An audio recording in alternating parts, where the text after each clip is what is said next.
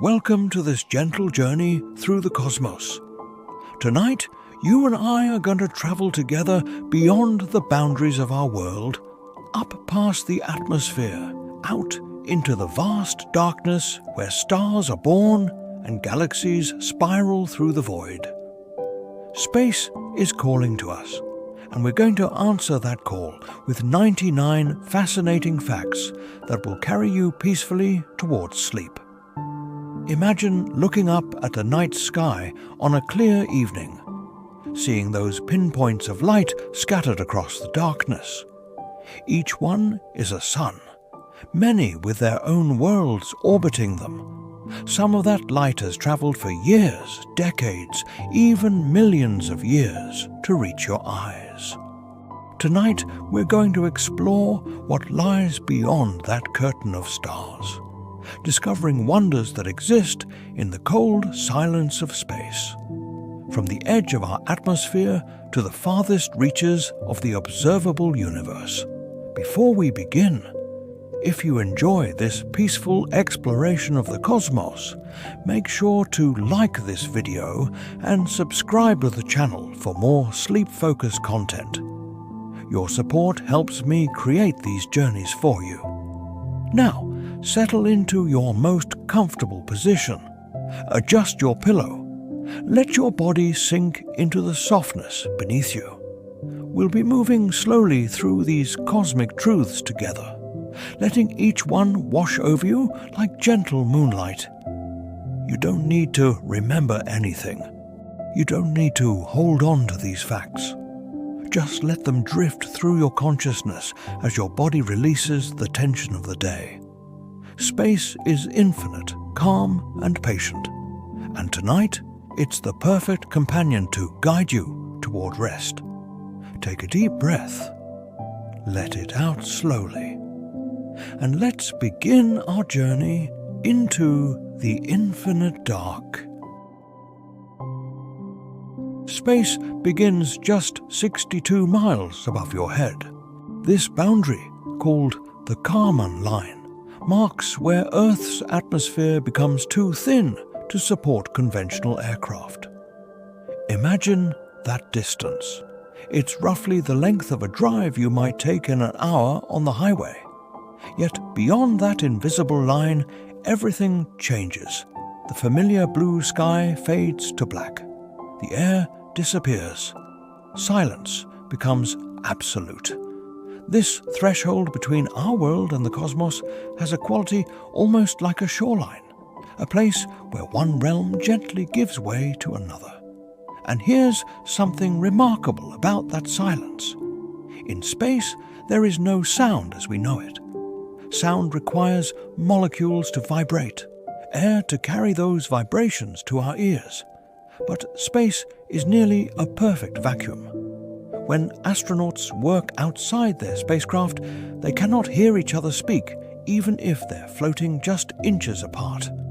They rely entirely on radio communication. This absolute quiet is something our earthbound minds can barely imagine.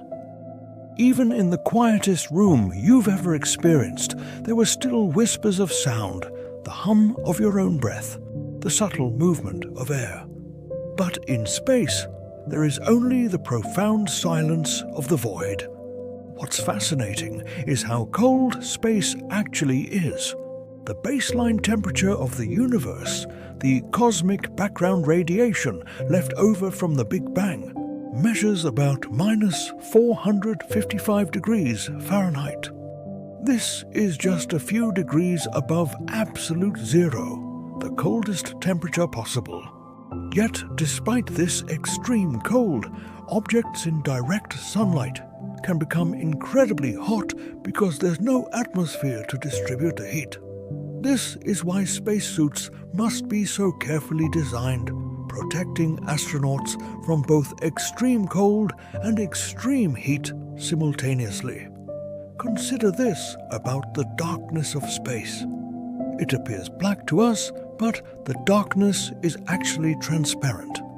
Light travels through it freely, which is why we can see stars billions of light years away.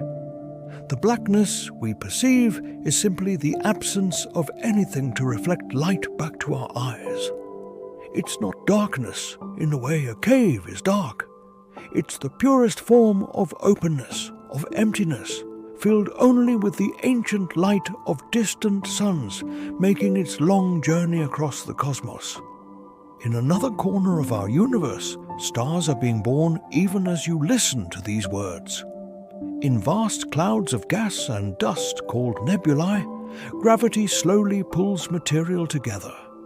These stellar nurseries span light years across, and within them, thousands or even millions of new stars might form over the course of millions of years. Each star begins its life the same way, from the gentle collapse of cosmic material under its own weight, heating and compressing until nuclear fusion ignites in its core. Our own Sun is such a star, middle-aged and remarkably stable. It has been burning for about 4.5 billion years, and it has roughly another 5 billion years of life ahead of it. Every second, the Sun converts about 4 million tons of matter into pure energy through nuclear fusion. This is the light that warms your face on a summer day, the energy that feeds every living thing on Earth through an endless chain of transformation. And yet, for all its power, the Sun is just an ordinary star, average in size, average in temperature, one of hundreds of billions in our galaxy alone. What's wonderful about our Sun is how perfectly it matches Earth's needs. If it were just slightly more massive, it would burn hotter and faster, making Earth too hot for life as we know it. If it were slightly less massive, Earth would freeze. This balance, this cosmic coincidence, has allowed our planet to maintain liquid water on its surface for billions of years. Liquid water, that simple compound, flowing and pooling and evaporating in an endless cycle, has been the medium in which all of life's complexity has emerged. The Earth itself is a spaceship, though we rarely think of it that way. We're traveling through space at about 67,000 miles per hour as we orbit the Sun. At the same time, the Sun is moving through the galaxy at about 45,000 miles per hour, carrying us along. And the entire galaxy is moving through space relative to other galaxies. We are in constant, rapid motion, yet we feel perfectly still because everything around us moves together. It's like being on a train so smooth you can't feel it moving, watching the landscape drift by outside the window. Our moon, Earth's constant companion, is slowly drifting away from us. Each year, it moves about 1.5 inches farther from Earth. This happens because of tidal interactions between the Earth and Moon. The same gravitational forces that cause ocean tides are gradually transferring energy, causing the Moon to spiral outward in its orbit. Billions of years from now, if anyone is here to see it, the Moon will appear smaller in the sky, and total solar eclipses will no longer occur because the Moon will be too small to completely cover the Sun's disk. Here's something that might surprise you about the Moon's origin. The most widely accepted theory suggests that early in Earth's history, a Mars-sized object collided with our planet. The impact was so catastrophic that it vaporized both the impactor and a large portion of Earth's crust. Some of this material was thrown into orbit, where it gradually coalesced to form the Moon. This theory explains why the Moon's composition is similar to Earth's crust, and why it has such a large iron core relative to its size. We are, in a sense, looking up at a piece of our own planet every night. In the darkness between Earth and Moon lies something called space debris. thousands of defunct satellites, spent rocket stages and fragments from collisions orbit our planet. Some pieces are as large as school buses. Others are merely flecks of paint. But at orbital velocities, even the smallest fragment can cause serious damage. A paint fleck travelling at 17,000 miles per hour carries as much energy as a bowling ball thrown at 60 miles per hour. This cloud of debris is a reminder of our expanding presence beyond Earth, and a challenge we must address as we continue to explore. What's beautiful about the International Space Station is that it represents cooperation among nations. American, Russian, European, Japanese and Canadian space agencies have worked together to build and maintain this orbital laboratory. It circles Earth every 90 minutes, travelling at about 17,500 miles per hour. Astronauts aboard see 16 sunrises and 16 sunsets every day.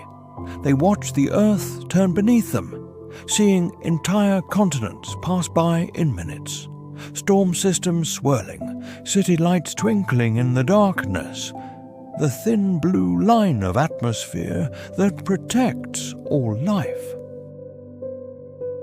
Consider how weightlessness feels. Astronauts describe it as a constant sensation of falling but never landing. Your inner ear, which helps you sense up and down, becomes confused when there is no up or down. Many astronauts experience space sickness in their first few days, a disorientation similar to motion sickness, but the human body adapts. Within days or weeks, moving in 3 dimensions becomes natural. Astronauts learn to sleep while floating, to eat while drifting, to work while tumbling slowly through their spacecraft. The body is remarkably flexible, remarkably capable of adjusting to environments it never evolved to inhabit. And here's something remarkable about human endurance in space. The longest continuous time anyone has spent in space is 437 days, achieved by Russian cosmonaut Valery Polyakov. During that time, his bones lost density from lack of gravity's stress. His muscles weakened despite daily exercise. His body fluids shifted upward, giving him a puffy face and thin legs. Yet, he remained healthy enough to walk unaided when he returned to Earth. His achievement demonstrated that humans could potentially survive the years-long journey to Mars, though not without cost. Mars itself beckons to us from across the solar system. It's the 4th planet from the Sun, about half the size of Earth, with a day only slightly longer than ours. Its reddish colour comes from iron oxide, rust, covering much of its surface. Long ago, Mars had a thicker atmosphere and liquid water flowing across its surface. Rivers carved channels. Lakes filled craters.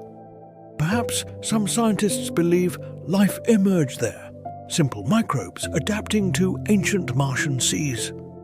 But gradually, Mars lost its protective magnetic field, and solar wind stripped away its atmosphere. The water froze or evaporated into space. The planet became the cold, dry desert we see today. What's fascinating is that water ice still exists on Mars, hidden beneath the surface and locked in the polar ice caps. Future explorers might melt this ice for drinking water and to produce oxygen and rocket fuel. In this way, Mars could support human visitors, even though it offers no air to breathe and no protection from radiation. We might one day see communities there, living in sealed habitats, venturing out in spacesuits, slowly transforming the planet over centuries through a process called terraforming. Beyond Mars lies the asteroid belt, a region of rocky debris orbiting the Sun. Contrary to science fiction depictions, these asteroids are spread so far apart that you could travel through the belt without seeing any. The largest asteroid, Ceres, is almost 600 miles across and contains so much water ice that it has more fresh water than Earth. Other asteroids are rich in metals, iron and nickel, perhaps even platinum and gold. Some dreamers imagine mining these asteroids, bringing their resources back to Earth or using them to build structures in space. In another part of the solar system, Jupiter reigns as the largest planet. If Jupiter were hollow, you could fit more than 1,300 Earths inside it. Yet, despite its enormous size, Jupiter is made primarily of hydrogen and helium, the same elements that make up the Sun. In some ways, Jupiter is like a star that never was, a planet that would have needed to be about 80 times more massive to ignite nuclear fusion and become a star itself. Instead, it became a gas giant, a world of swirling storms and crushing pressure with no solid surface to stand on. What's wonderful about Jupiter is its great red spot, a storm larger than Earth that has been raging for at least 350 years, possibly much longer. Winds in this storm reach speeds of 270 miles per hour. The storm's longevity demonstrates how different weather works on a gas giant compared to Earth. Without land to create friction and slow things down, storms on Jupiter can persist for centuries. This massive planet, with its powerful gravity, also acts as a shield for Earth, capturing or deflecting many comets and asteroids that might otherwise strike our planet. Jupiter has dozens of moons, but 4 stand out as particularly fascinating. These Galilean moons, named for the astronomer who discovered them, are worlds unto themselves. Io is the most volcanically active body in the solar system, its surface constantly reshaped by eruptions. Europa hides a vast ocean beneath its icy crust, an ocean that might contain twice as much water as all of Earth's oceans combined. Ganymede is the largest moon in the solar system, bigger than the planet Mercury, and Callisto is ancient and heavily cratered, its surface a record of 4 billion years of cosmic impacts. Europa's hidden ocean is one of the most exciting places to search for life beyond Earth. The ice above insulates the water from the cold of space, and tidal heating from Jupiter's gravity keeps the ocean liquid. On Earth, life exists almost everywhere liquid water is found, even in the darkness of the deep ocean, thriving around volcanic vents where no sunlight penetrates. Perhaps similar ecosystems exist in Europa's dark waters, adapted to a world that has never known the sun's direct warmth. Consider the beauty of Saturn with its magnificent rings. These rings, made of countless pieces of ice and rock, range in size from tiny grains to chunks as large as houses. Despite their impressive appearance, the rings are remarkably thin, in most places only about 30 feet thick. If you could see them edge on, they would nearly disappear from view. The rings may be the remnants of a moon that wandered too close to Saturn and was torn apart by tidal forces. Or perhaps they're made of material that never coalesced into a moon in the first place. Saturn itself is light enough that it would float in water if you could find an ocean large enough to test this. Like Jupiter, it's made mostly of hydrogen and helium. But unlike Jupiter, Saturn is famous for its elaborate ring system, though all the gas giants have rings to some degree. Saturn's rings are simply the most spectacular, bright and extensive, visible through even a small telescope from Earth. seeing them for the first time is an experience that has inspired wonder for hundreds of years. What's remarkable about Saturn's moon Titan is that it's the only moon in the solar system with a substantial atmosphere. In fact, Titan's atmosphere is denser than Earth's, made mostly of nitrogen like our own. But Titan is so cold that water ice is as hard as rock, and liquid methane takes water's place, forming rivers and lakes and clouds. It rains methane on Titan. Methane lakes dot its surface. In this strange, cold world, we see a distorted reflection of Earth, a place where many of the same processes occur but with completely different chemistry. Beyond Saturn lies Uranus, tipped on its side. While most planets spin more or less upright, Uranus rotates at a 98-degree angle to its orbital plane. This means that each pole faces the Sun for 42 years at a time, creating the most extreme seasons in the solar system. Imagine summer lasting 4 decades, with the Sun circling the sky but never setting, followed by 4 decades of winter darkness. The cause of Uranus's unusual tilt remains a mystery, though most scientists believe it resulted from a catastrophic collision early in the solar system's history. And here's something fascinating about Neptune, the 8th and final planet in our solar system. It's similar in size and composition to Uranus, another ice giant rich in water, methane, and ammonia. But Neptune is notable for having the fastest winds in the solar system, with some storms producing winds up to 1,200 miles per hour. How a planet so far from the Sun, receiving so little solar energy, can generate such violent weather remains somewhat mysterious. Neptune clearly has an internal heat source, energy left over from its formation, that drives these powerful atmospheric currents. Neptune has a large moon called Triton that orbits backward compared to the planet's rotation. This retrograde orbit tells us that Triton wasn't formed alongside Neptune but was captured later, probably a Kuiper Belt object that wandered too close. Triton is one of the coldest objects in the solar system, with surface temperatures around minus 391 degrees Fahrenheit. Yet, even in this extreme cold, nitrogen geysers erupt from its surface, shooting material up to 5 miles high before it settles back down as nitrogen snow. Beyond Neptune lies the Kuiper Belt, a region of icy bodies left over from the solar system's formation. Pluto, once considered our 9th planet, is now classified as a dwarf planet, one of several large objects in this distant realm. Pluto has 5 known moons, the largest of which, Charon, is so big relative to Pluto that they're sometimes considered a double dwarf planet system.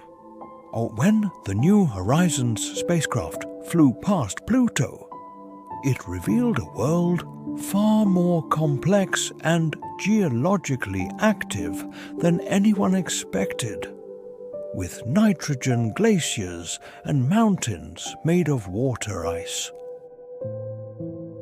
What's wonderful about the edge of our solar system is how it gradually fades into interstellar space. There's no sharp boundary, just a region where the Sun's influence weakens and the solar wind slows.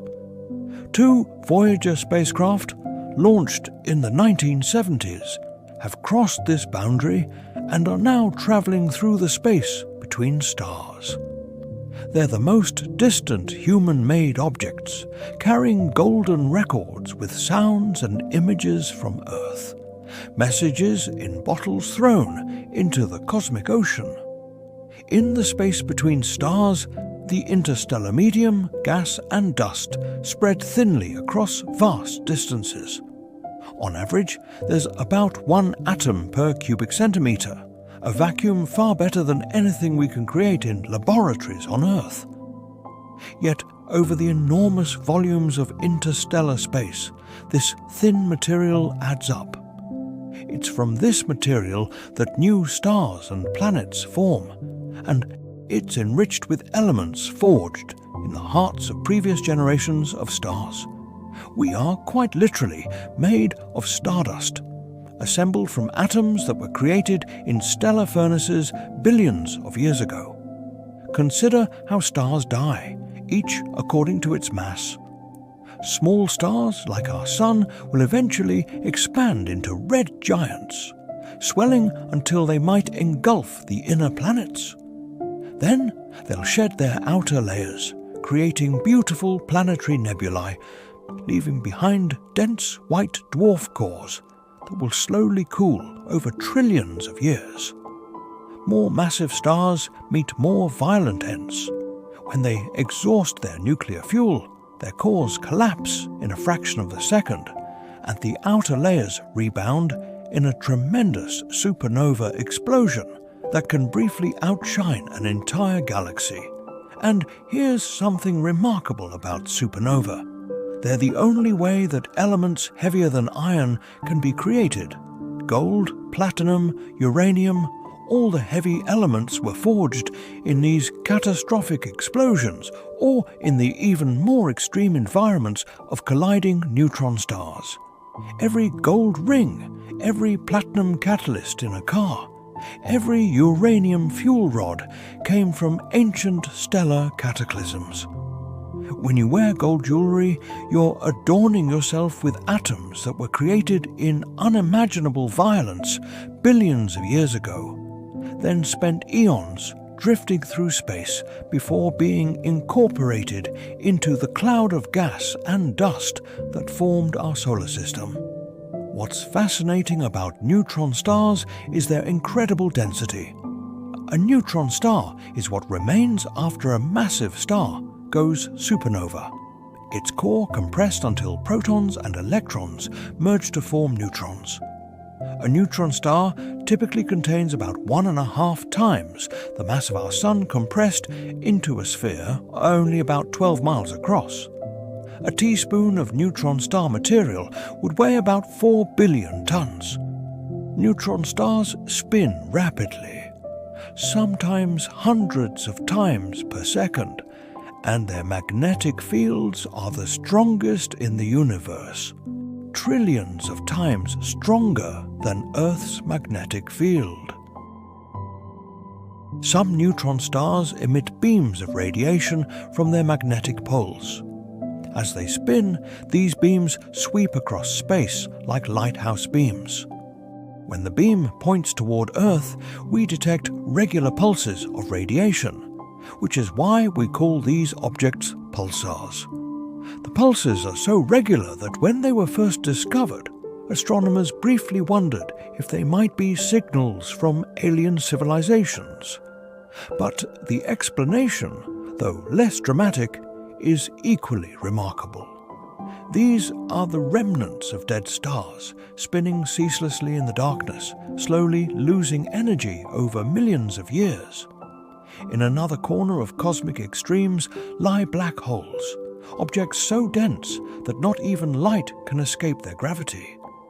When a truly massive star collapses, nothing can stop the implosion. The star compresses into a point of infinite density called a singularity, surrounded by an event horizon, the boundary beyond which escape becomes impossible.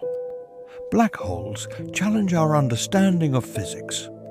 At the singularity, the equations of general relativity produce infinities, suggesting that our current understanding of reality breaks down in these extreme conditions. What's wonderful about black holes is that they're not cosmic vacuum cleaners, despite popular depictions. If you replaced the Sun with a black hole of equal mass, Earth would continue orbiting exactly as it does now.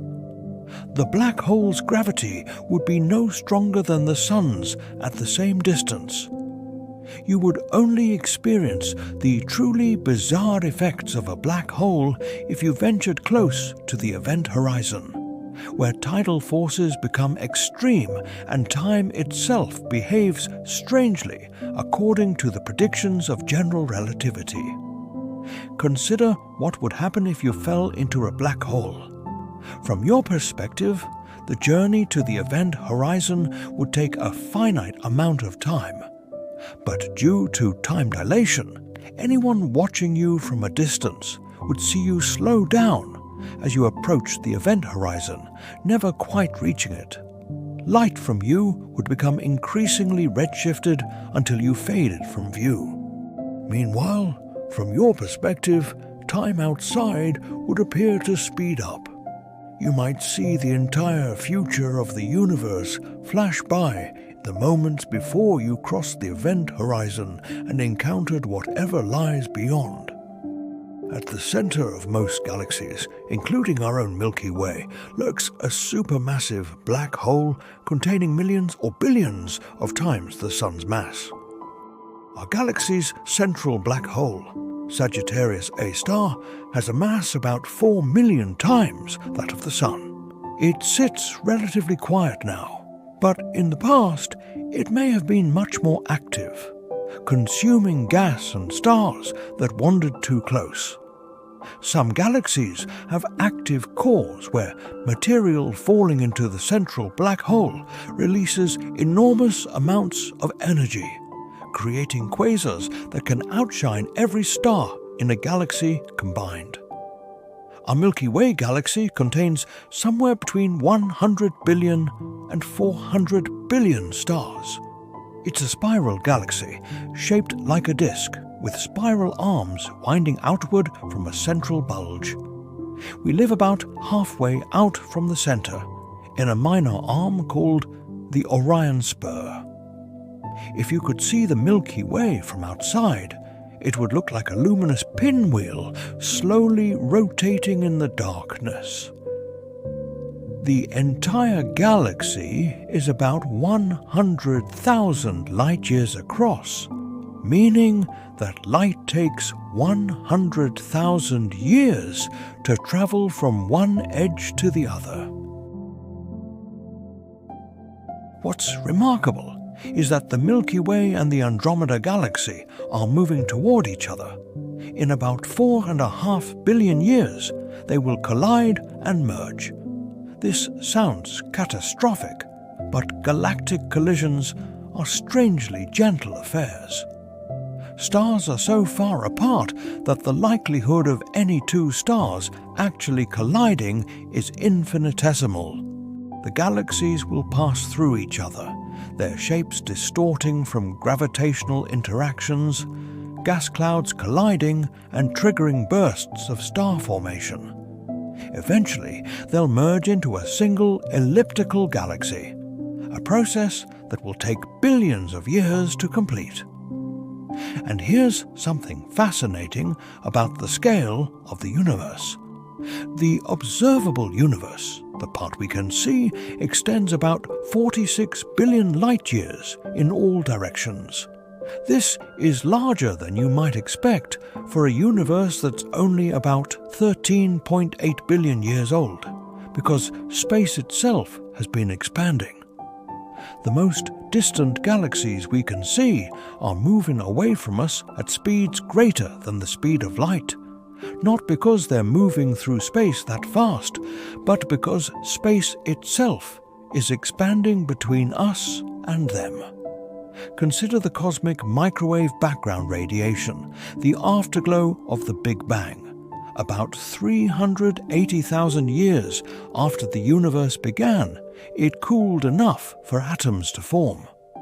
Before this, the universe was opaque, filled with a hot plasma that scattered light. But once atoms formed, light could travel freely for the first time. That ancient light, stretched to microwave wavelengths by the universe's expansion, fills all of space. Wherever we look, we see this faint glow, the oldest light in the universe, a baby picture of the cosmos when it was just a tiny fraction of its current age. What's wonderful about this cosmic background radiation is how uniform it is. It has almost exactly the same temperature in all directions, only varying by about 1 part in 100,000. These tiny variations represent quantum fluctuations from the earliest moments of the universe, stretched to cosmic scales by rapid expansion. These fluctuations became the seeds of all structure in the universe. Denser regions attracted more matter through gravity, eventually forming galaxies, stars, planets, and ultimately us. In the vastness of the cosmos, we've discovered thousands of planets orbiting other stars. These exoplanets come in remarkable variety. Some are gas giants larger than Jupiter, orbiting so close to their stars that their years last only days. Others are super-Earths, rocky planets several times our planet's mass. Some orbit in their star's habitable zone, where temperatures might allow liquid water to exist. A few bear tantalizing similarities to Earth in size and temperature, raising the question of whether life might exist on these distant worlds. The search for life beyond Earth continues through various methods. We listen for radio signals that might indicate technological civilizations. We study the atmospheres of exoplanets, looking for chemical signatures that might indicate biological processes. We plan missions to the icy moons of Jupiter and Saturn. We analyze meteorites from Mars. So far, we've found no definitive evidence of life beyond Earth. But the search itself transforms how we see ourselves and our place in the universe. Consider the famous Drake equation, an attempt to estimate the number of communicative civilizations in our galaxy. It multiplies together factors like the rate of star formation, the fraction of stars with planets, the number of planets in habitable zones, and the fraction where life actually develops. Different estimates for these factors can produce wildly different results, from a galaxy teeming with civilizations to one where we might be alone. The equation highlights how much we don't know, how many questions remain unanswered. What's fascinating about the Fermi paradox is the question it poses. If the universe is so vast and so old, and if life can arise relatively easily, where is everyone? Why haven't we detected any signs of alien civilizations? Various explanations have been proposed. Perhaps life is common, but intelligence is rare. Perhaps civilizations tend to destroy themselves. Perhaps they're out there but communicating in ways we don't recognize or haven't thought to look for. Perhaps space is simply so vast that civilizations rarely encounter each other. And here's something remarkable about our place in time. Humans have existed for only a tiny fraction of Earth's history, and we've had technology capable of detecting or sending interstellar signals for less than a century. In cosmic terms, we've barely begun to look and barely begun to announce our presence. If other civilizations exist, they face the same challenges of vast distances and vast timescales. Two civilizations might be separated by distances so great that signals take thousands or millions of years to travel between them. In another aspect of cosmic mystery lies dark matter, an invisible substance that makes up about 85% of all matter in the universe. We can't see it directly because it doesn't emit, absorb, or reflect light. We know it exists because of its gravitational effects. Galaxies spin too fast to hold together based only on the visible matter we can see. Galaxies in clusters move too quickly. Something invisible? something dark, provides the additional gravity needed to explain these observations. What's wonderful about dark matter is that it's a genuine mystery, a reminder that despite all we've learned, the universe still holds secrets. Scientists have proposed various particles that might make up dark matter, but none have been definitively detected yet. Somewhere in the universe, invisible to our telescopes, vast structures of dark matter exist, forming a cosmic web along which visible matter has gathered to form galaxies and galaxy clusters. Even more mysterious is dark energy, which makes up about 68% of the universe's total energy.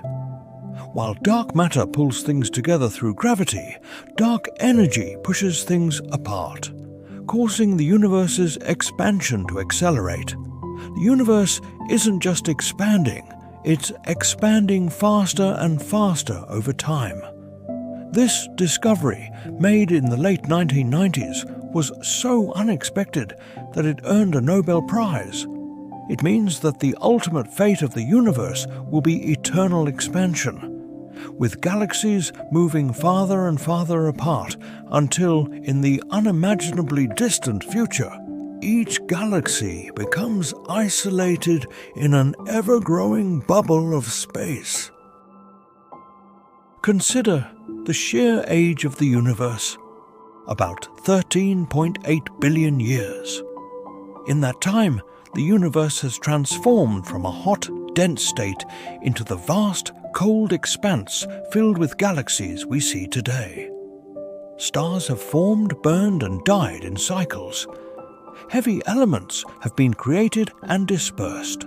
Planets have formed. Life has arisen, at least once. Human consciousness has emerged to contemplate these cosmic processes. We are the universe becoming aware of itself, matter that has organized itself in such intricate ways that it can ponder its own origins. What's fascinating about the cosmic calendar, a way of visualizing the universe's history, is how recent humanity is. If you compressed all of cosmic history into a single year, with the Big Bang occurring at the stroke of midnight on January 1st, Earth wouldn't form until September. Life wouldn't appear until late September. Dinosaurs wouldn't roam until late December. And all of recorded human history would occur in the final seconds before midnight on December 31st. We are newcomers to an ancient cosmos. And here's something remarkable about the speed of light. It's not just the speed at which light travels, but a fundamental speed limit of the universe. Nothing with mass can reach or exceed the speed of light. As objects approach light speed, they require more and more energy to accelerate, and their mass effectively increases. At light speed, time itself stops for the traveler, though this is purely theoretical, since nothing with mass can actually reach this speed. Light itself, having no mass, always travels at exactly this speed through the vacuum of space. In the framework of Einstein's relativity, space and time are woven together into a four-dimensional fabric called space-time. Mass and energy curve this fabric, and this curvature is what we experience as gravity. Earth orbits the Sun not because some force pulls it, but because the Sun's mass curves space-time around it, and Earth follows the straightest possible path through this curved geometry. This profound insight transformed our understanding of gravity from a force into a geometric property of the universe itself. What's wonderful about gravitational waves is that they're ripples in space-time itself, produced by accelerating masses. When two black holes orbit each other and eventually merge, they create waves that spread outward at the speed of light, alternately stretching and compressing space as they pass. These waves are incredibly weak by the time they reach Earth, changing distances by less than the width of a proton. Yet we've built detectors sensitive enough to measure them, opening a new way of observing the universe, not through light, but through the vibrations of space-time itself. Consider the concept of the cosmic light cone, a way of thinking about causality in relativity.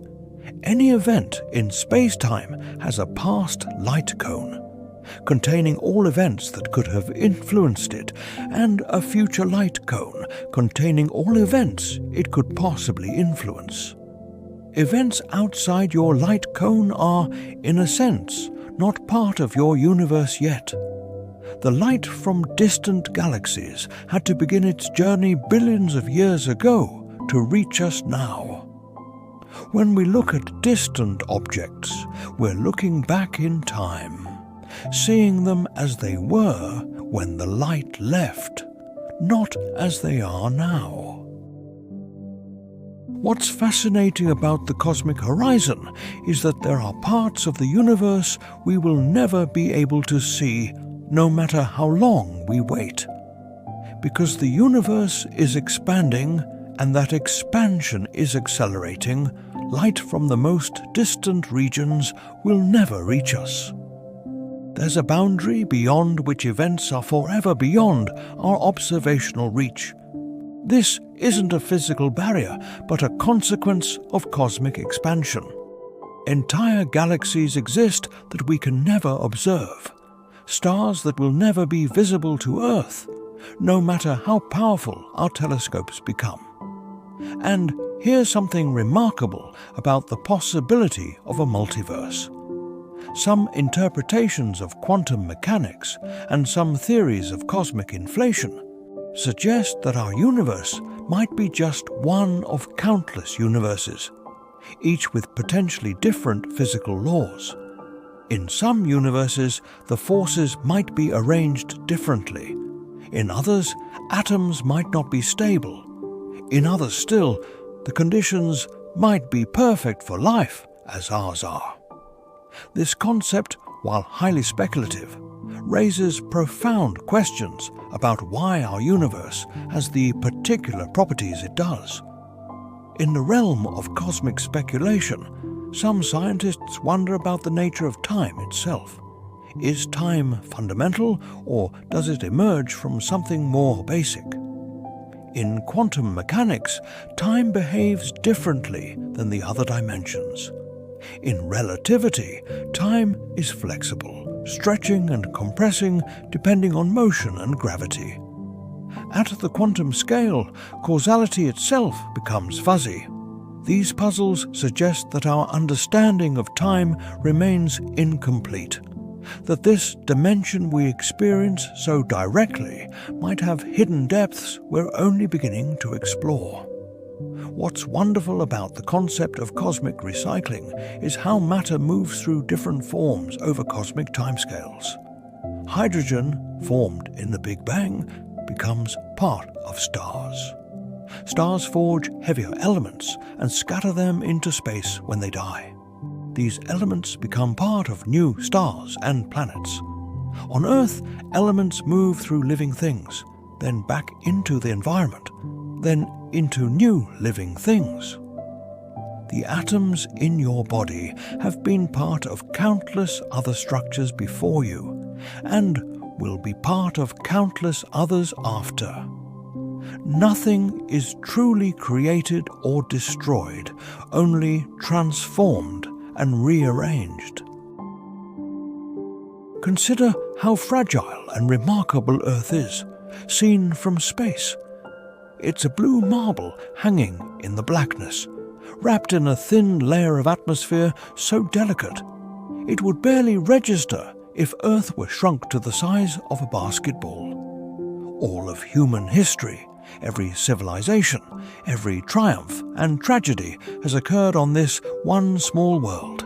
The famous pale blue dot photograph, taken by Voyager from the edge of the solar system, shows Earth as a tiny speck of light, a mote of dust suspended in a sunbeam.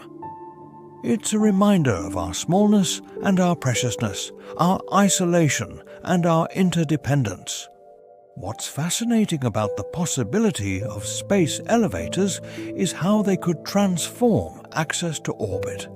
Instead of riding rockets, which must carry enormous amounts of fuel, you would simply ascend a cable stretching from Earth's surface to space. The technical challenges are immense. The cable would need to be made of materials stronger than anything we can currently manufacture. But if built, a space elevator could reduce the cost of reaching orbit by orders of magnitude, making space more accessible than ever before. And here's something remarkable about the concept of generation ships, hypothetical spacecraft designed for journeys lasting centuries or millennia. If we want to reach even nearby stars within human lifetimes, we would need to travel at a significant fraction of light speed, requiring technologies we don't possess. An alternative is a slower journey, with multiple generations living and dying aboard the ship before arriving at the destination. These ships would be complete self-sustaining worlds, carrying entire ecosystems and communities across the cosmic void. In the dreams of space enthusiasts lies the idea of terraforming, transforming other worlds to be more Earth-like. Mars is the most commonly proposed candidate. The process might take centuries or millennia, requiring us to thicken its atmosphere, warm its surface, and potentially introduce microbes and plants to begin creating a biosphere. Whether we should attempt such a transformation, whether we have the right to fundamentally alter another world, remains an open ethical question. What's wonderful about the growing field of astrobiology is how it combines multiple disciplines to address the question of life in the universe. Astronomers identify potentially habitable planets. Chemists study how life's building blocks might form in space. Biologists examine life in Earth's most extreme environments to understand the limits of habitability. Geologists study how planets evolve over time. Together, these fields are developing a comprehensive understanding of where and how life might arise, and how we might detect it. And so we've journeyed together through 99 facts about space, drifting from the edge of our atmosphere to the farthest reaches of the observable universe. We've contemplated stars being born and dying, black holes bending space-time, galaxies colliding in slow motion across billions of years. We've considered our place in this vast cosmos, how small we are, and yet how remarkable that we can understand even a fraction of it. Space reminds us that mystery still exists, that wonder is always available to us when we look up at the night sky. Those points of light above you are suns like ours, perhaps with their own planets, their own stories unfolding across distances so vast that light itself takes years to cross them.